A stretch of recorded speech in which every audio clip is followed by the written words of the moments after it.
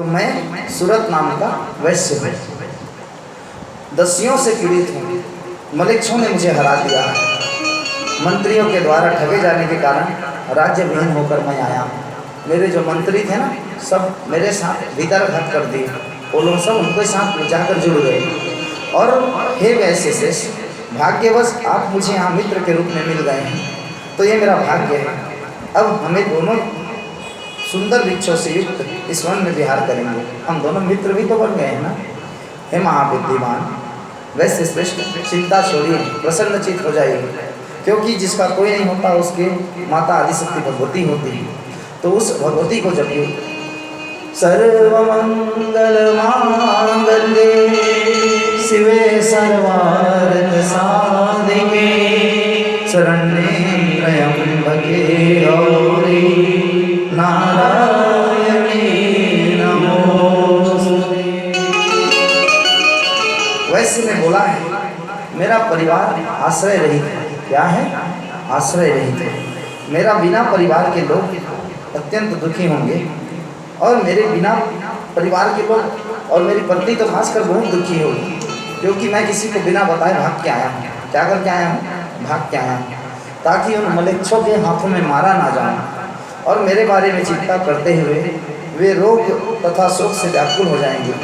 हे राजन, मेरी पत्नी तथा पुत्र शारीरिक सुख पा रहे होंगे अथवा नहीं, इस चिंता में व्याकुल रहने के कारण मेरा मन शांत नहीं रहा, समझ में ही नहीं आ रहा है मैं क्या करूँ। बात यह है कि मेरे पुत्रों से मेरी लड़ाई हुई है, मेरे घर में मेरी लड़ाई हुई है, और मैं भाग के बाहर आ गया। वैसे बोल रहा है, तो मुझे समझ में ये नहीं आ रहा है कि वास्तव में मैं करूँ क्या।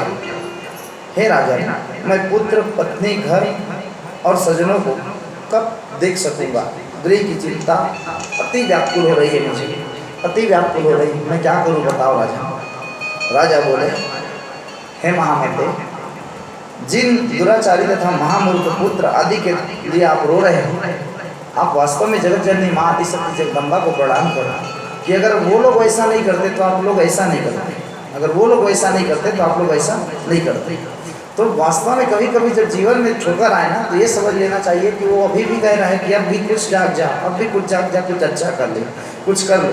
हे महामते, जिन दुराचारी मूर्ख पुत्र और पुत्री की तुम बात कर रहे हो, जो तुमको सोचे तक नहीं है घर से लात मार के बाहर निकालनी है, उन्हें देखकर अब आपको कौन सा दुख मिलेगा या कौन सा सुख मिलेगा, या कौन क्या क्या बोलेगा।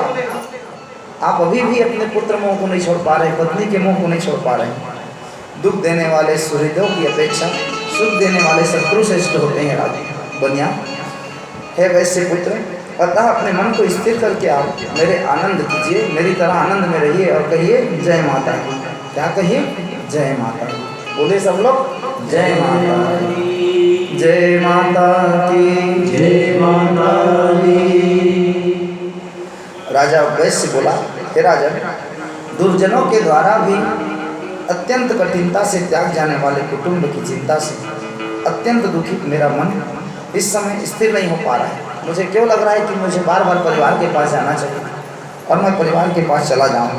राजा बोले, राज्य संबंधी चिंता मेरे मन को भी दुखी करती है, अतः अब हम दोनों शांत प्रकृति से मुनि से शोक के नाश की कोई औषधि पूछें। तो इसमें है समाधि वैश्य, तुम्हारी भी कल्याण होगी और मेरी अर्थात राजा सूरत की भी कल्याण होगी, क्योंकि हम दोनों चिंता करेंगे तो केवल चिंता बढ़ेगी। इससे अच्छा है कि हम ब्राह्मण के या संतों के चरणों में चले जाएं, वहाँ जाके पूछें। व्यास जी बोले, ऐसा विचार करके राजा और वैश्य दोनों ही अत्यंत विनम्र होकर शोक के कारण मुनि के पास गए, और वहाँ जाकर राजा सूरत आसन लगाकर शांत बैठ गए, और मुनि भी शांत बैठे ध्यान कर रहे हैं। दोनों शांत बैठे ध्यान कर रहे हैं, और मुनि श्रेष्ठ को प्रणाम करके स्वयं भी सम्यक रूप से आसन पर विराजमान हो गए। हे मुनि श्रेष्ठ, हम दोनों के विपत्तियों को दूर करने का कुछ उपाय बताइए।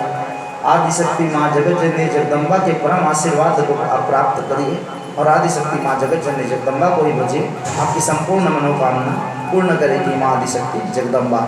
इस प्रकार से श्री मुनि ने कहा है, और इन्होंने अंबिका माता का चंडी पाठ करने के लिए या उनकी आदिशक्ति जगत जननी जगदम्बा की आराधना के लिए उद्यत हुई है, तैयार हुए हैं। बोले दुर्गे मैया की।